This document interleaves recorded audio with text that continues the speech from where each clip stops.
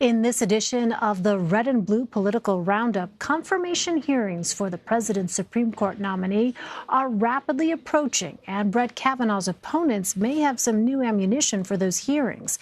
The National Archives Monday released a memo written by Kavanaugh while he was working on independent counsel Ken Starr's investigation of the Clinton administration. Part of that investigation looked at whether Clinton lied about his relationship with Monica Lewinsky. In his memo, Kavanaugh writes that he is, quote, strongly opposed to giving the president any break in the questioning regarding the details of the Lewinsky relationship, and adds that, quote, the idea of going easy on him at the questioning is thus abhorrent to me. The memo also includes a series of pointed and somewhat vulgar questions Kavanaugh suggests asking President Clinton. Joining me now from Washington is Eugene Scott. He's a political reporter for The Washington Post. Eugene, thanks for joining us. I took a look at this memo, and it is explicit, to say the least. You have Kavanaugh's confirmation hearing now scheduled to begin 2 weeks from Tuesday. What role do you think this memo is going to play? For Democrats, it's going to play a key role in hoping to expose Kavanaugh for someone who has been hypocritical in his approach to how presidents should be treated when faced with these types of investigations, especially some that could involve activity that's inappropriate with women, as both of these presidents have found themselves to be involved in. But it also just shows perhaps how differently Kavanaugh may view situations now than he did 20-something years ago. And I think that is the point Republicans are going to try to make. Well, is there a single part of this memo that Kavanaugh's critics in the Senate are going to zero in on, you think? Well, certainly just how graphic and perhaps biased he seemed to be in his disgust towards President Clinton that he has not suggested he currently holds against President Trump. When he said he found these allegations against Clinton to be abhorrent, that certainly suggested that he had already made up his mind about the president's alleged actions at that time, even before the investigation was complete. Well, the memo regarding President Clinton was written in 1998, but in a Minnesota Law Review article written in 2009, Kavanaugh argues the president should not be subject to prosecution or civil lawsuits while in office. Will that contradiction hurt him?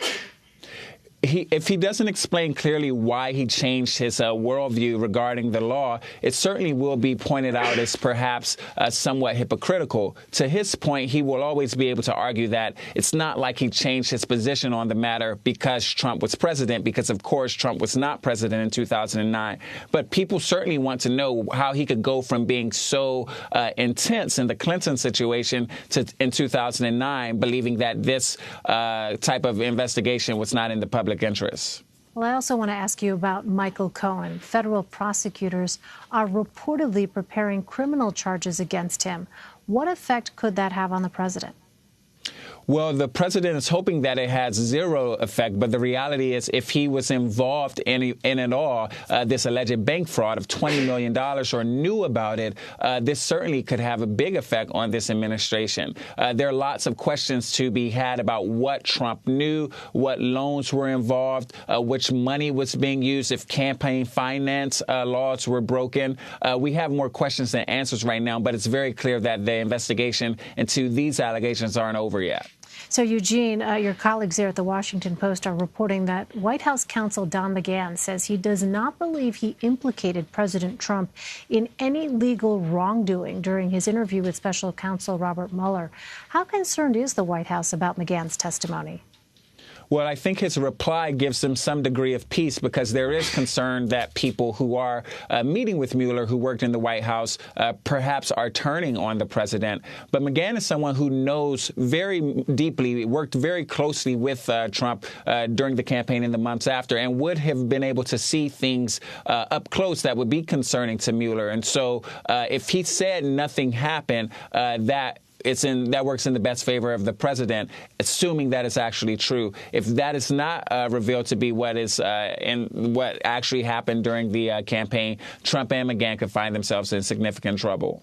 Well, Rudy Giuliani, the president's personal lawyer, is facing questions over comments he made this weekend when asked about an interview between the president and special counsel. Here's what he had to say.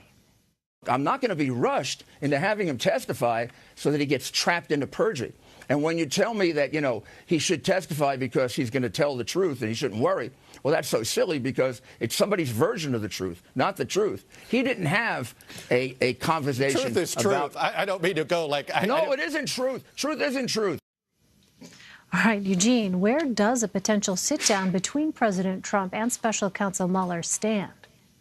Well, it's still in the conversation stages. Today, we saw President Trump say that he thinks that even if he tells the truth, he gets in trouble. And if he doesn't tell the truth, he gets in trouble. And so there's deep concern from the White House and the president's attorneys about the impact and implications of having him sit down and speak with Mueller. But ultimately, if nothing absolutely happened, like the president suggests, sitting down and speaking with this team would prove his innocence. And so that would be in his advantage if this wicked rigged witch hunt actually is what he says it is. But there seems to be some concern that maybe it is not and that the president could suffer for it. Finally, Eugene, the president says that he hopes former CIA Director John Brennan sues over his revoked security clearance.